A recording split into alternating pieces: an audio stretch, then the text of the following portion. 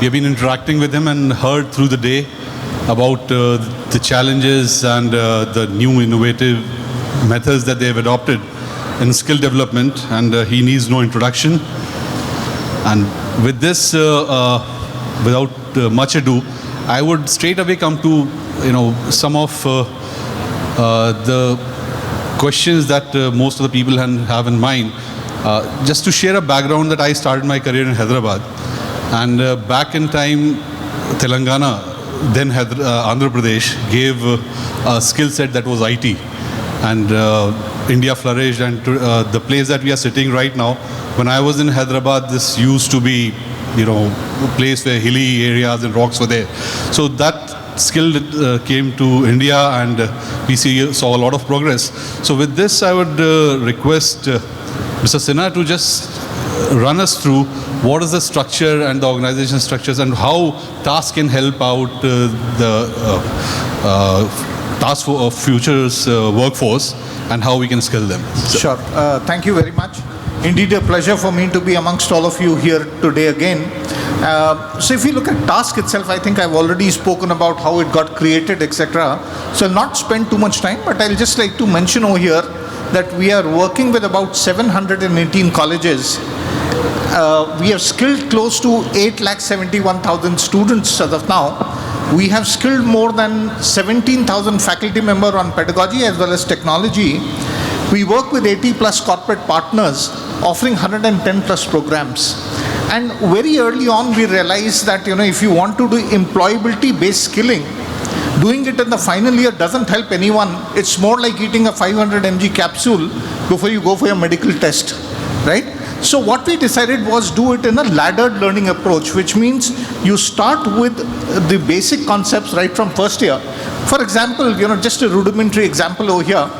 If you're looking at AutoCAD, you start with the beginner's level in the first year, second semester.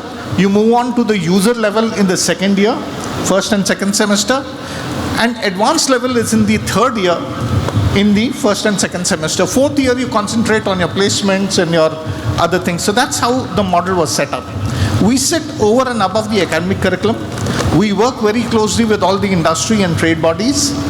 And we look at the gap and how do you fill in that gap using the skills that are provided by the partners and ourselves. So that's typically our model, the first model, which basically when the students get skilled by these partners or by my own team of 25 faculty members, etc. There are 500 plus organizations who are advertising their entry-level jobs on our portal, right? And we take care of all the logistics. So once we send you the JD, you send us your profile, we would put it on our portal, but it's a push and a pull mechanism, which means push is where we send out mails to our 3 lakh plus students who are benefiting from our program as we speak. We send out mails to them saying that you are eligible for this program because you meet these criteria. So that's the first model. Second model is we work with people in the different districts, etc. and everywhere else, where we skill them, especially people who are either underserved or underemployed or unemployed, right? So we run finishing schools, which are short-term programs, anywhere from 15 days to 45 days to 3 months on a particular industry vertical. And that's where we skill them and ensure that at least 70% people get placed in the industry itself. So that's the second model. Third model, which makes Telangana an investment destination, also to get the right kind of manpower, and it's a win-win for all if you look at it, which is a first day, first up productivity program. By that what I mean is, in case any government can give you incentives, any government can give you land, but Telangana is a unique state where you are given the right and ready resources as and when and where you want them. So we work with the organization, create curriculum, work together, implement the curriculum itself in such a manner that first day, first hour, these people are productive. Just to give you an example, when Safra, the aircraft engine manufacturer, moved to Telangana, they were looking at nautical engineering colleges and engineers. So there were 3 colleges only, and they were not meeting the expectations. So we took them to our polytechnics, the diplomas holders, and there we had to do a complete mindset change of these people and their parents, because they would have ended up, because they were from mechanical and electrical background, they would have ended up as mechanics and electricians. So we changed the mindset to move and join the aerospace industry. We didn't look at the skills only, but we broke down the skills into competencies. For example, hand dexterity, 3D visualization and spatial thinking. All these were competencies. So we created tests. For example, we gave them nuts and bolts to fasten, unfasten. And that's how we checked hand dexterity. We gave them a sheet of paper and told them to fold it 16 times, right? There was a sheet which had, a metallic sheet was there where there were alignments of 4 and 5 pins in different alignments. And there were corresponding discs which had holes. And they had to pick it up and put it at the right place. So all these kinds of things were used to identify the people. We come from a very simple standpoint. If you can't stand the sight of blood, should you become a doctor or join the defense forces? It's as simple as that. So identify the people, what the competencies are, because then iteration rates are low, quality of workmanship is higher, skills are there, and the best part was that after this whole process, and I don't have aircraft engines in my labs, etc. So we worked with Safran. They flew down trainers from France and Morocco. They trained our districts, boys and girls. And the best part is, out of the first 1,000 cable harnesses that were being manufactured over here, there was not even a single defect. As a result of which, when I'm talking about win-win, Telangana got the MRO, the Safran MRO was set up here last year, which is a 1,200 crore facility coming up. And imagine the number of jobs, etc., that will also be coming up along with that. So that, in a brief, is a helicopter view of what TASK does.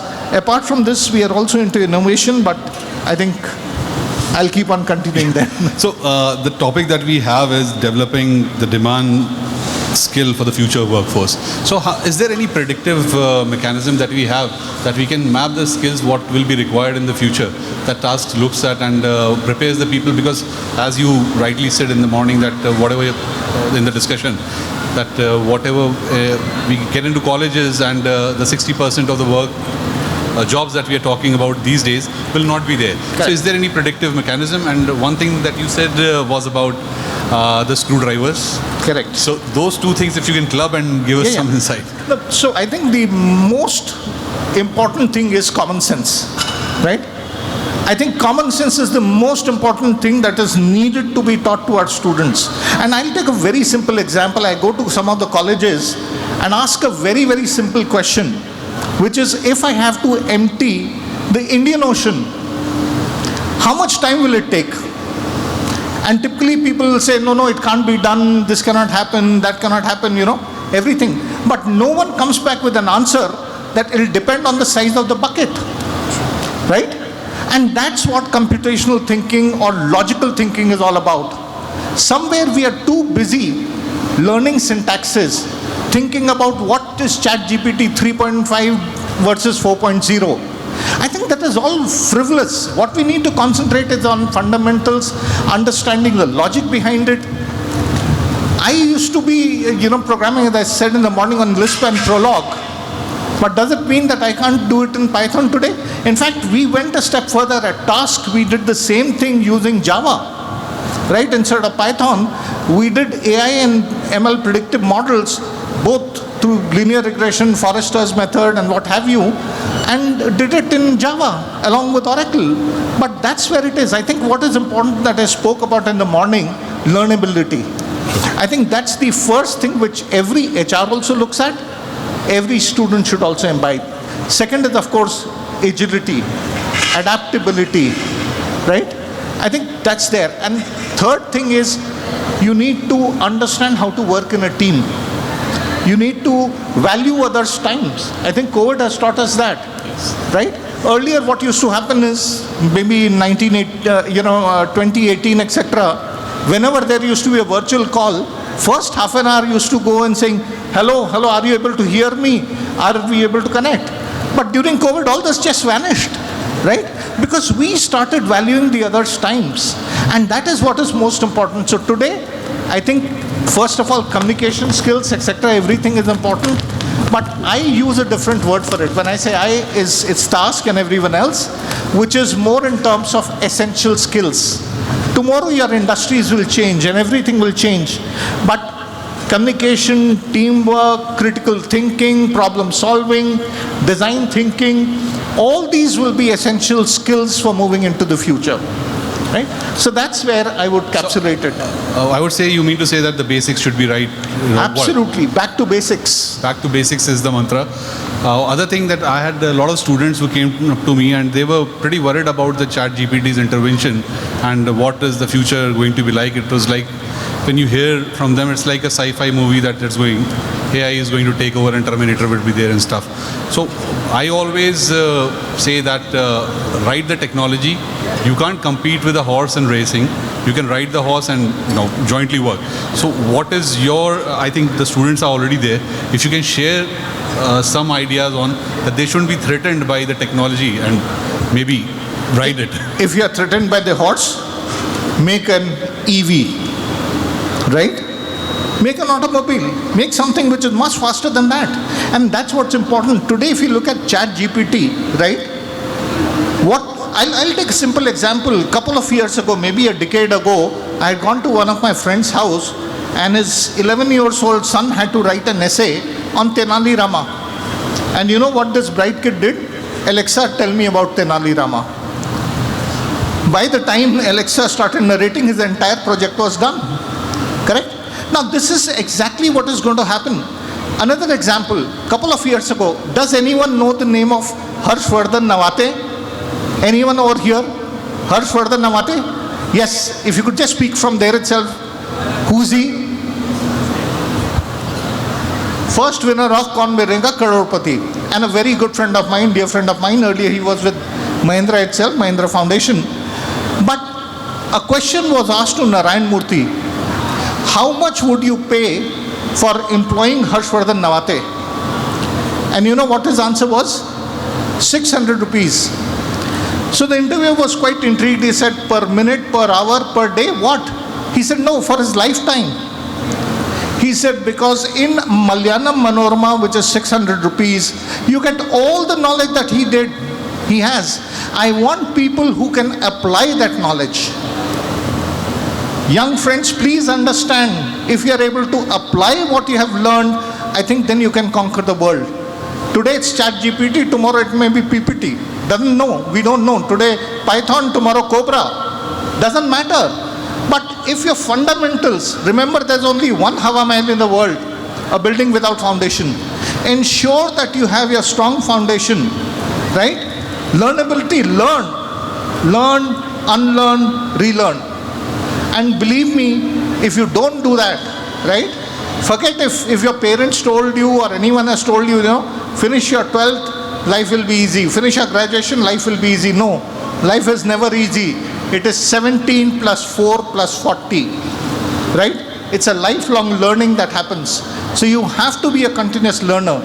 If you are not, then like me, you would not be sitting on the stage. Has anyone seen any dinosaur over here? Anyone? Dinosaurs could not adapt and therefore they have perished. Till the time you keep on learning, unlearning, relearning, you will continue to grow. Human mind is much superior than anything. Let me take a very simple example of people who are worried about ChatGPT. ChatGPT still cannot handle a lot of things, right? For example, if you create a use case of ChatGPT or any generative AI with visual effects and say, I want you to describe or create the image of a king without a crown, right? Lo behold, he will create an image of a king with a crown because it cannot still understand negatives, right? And that is where it is. So today also there are so many things. If you look at ChatGPT responses, they come up with a lot of things from the net itself, right? After all, 475,000 data sets have been used for ChatGPT-4 and so on and so forth. Of course, programming it itself would take a lot of time and spending so many dollars. But the point is that still it cannot do multiple things. It still keeps on giving you advertisements, right? In the text, if you see and do something like a Turnitin or a plagiarism tool that is there, and put it out there, whatever you got from ChatGPT, you'll see a lot of it has been picked up from different kind of sources, including advertisements, right? So is it biased, non-biased? There are a whole lot of things coming up. Then we've also discussed multiple other cases. See where it can be used effectively, use it there, right? Don't try to put ChatGPT everywhere. And that's what it is. Thank you, sir. I'd like to add two more things and we can wind up after that. Sure. One of my friends used to tell me that if dinosaurs were there, you would be getting packaged milk of dinosaurs because humans are so agile, they would have tamed them by now. And the second thing is that use ChatGPT the way you want to. It has eased off my life to a greater extent, but people realize that it wasn't me that was answering their mails. So now I have developed a mechanism that I ask ChatGPT to make few grammatical mistakes and spelling mistakes when it is giving a response to us. So with that, I think we would be ending our conversation for the day, and you'd be open for any suggestions. You can reach out to the My Anatomy team, and happy to help in any ways. And so we would like to welcome you on any of our forums in BW. Sure. Sometime I'll get in touch with you. My pleasure. Thanks a lot, sir. Thank you very much. Thank you very much, ladies and gentlemen. To stay informed about the startup ecosystem, subscribe to My Startup TV.